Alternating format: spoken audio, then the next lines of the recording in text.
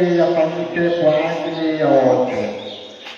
Twakuomba uliongoze kanisa lako takatifu ili lidumu na kukua katika umoja na ushuhuda wake ulimwenguni wote.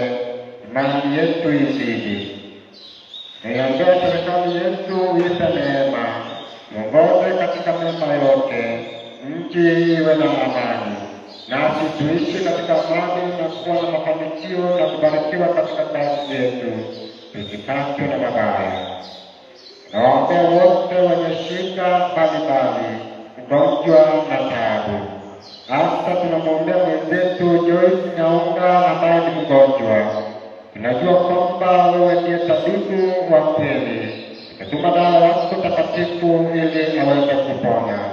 Na tunamwombea mwenzetu Abigaili Nyakundi ambaye ameugua kwa muda mrefu sasa. Tunajua kwamba wewe ndiye unaendelea kumpa nguvu. Tunajua kwamba wewe ndiye utaleta dawa yako takatifu ili aweze kuwa mtu mzima na aendelee kuisikiza na kutumikia wewe. Kuna wengi ambao tutataja majina yao. Bwana, tunaomba kwamba uwe pamoja nao, waguse popote ambapo wanahisi uchungu, ambapo wanahisi kwamba kuna ubaya katika miili yao. Bwana, tunaomba kwamba utujalie tufurahie utukufu wa ufalme wako mbinguni pamoja na wote waliofariki katika Bwana.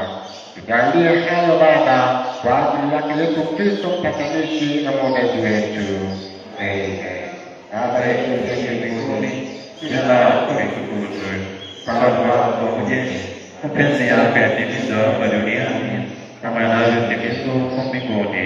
Utupe leo riziki yetu, utusamehe makosa yetu kama nasi tunavyowasamehe waliotukosea, usitutie majaribuni, bali utuokoe na yule mwovu. Kwa kuwa ni ufalme na nguvu na utukufu na hata milele. Amen.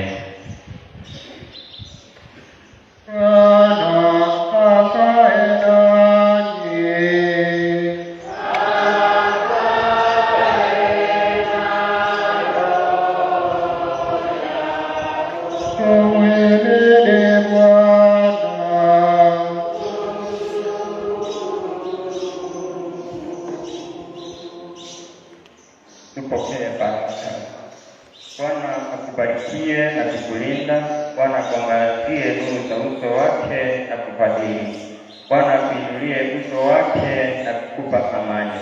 Katika jina la Mungu Baba na la Mwana na la Roho Mtakatifu. Amen.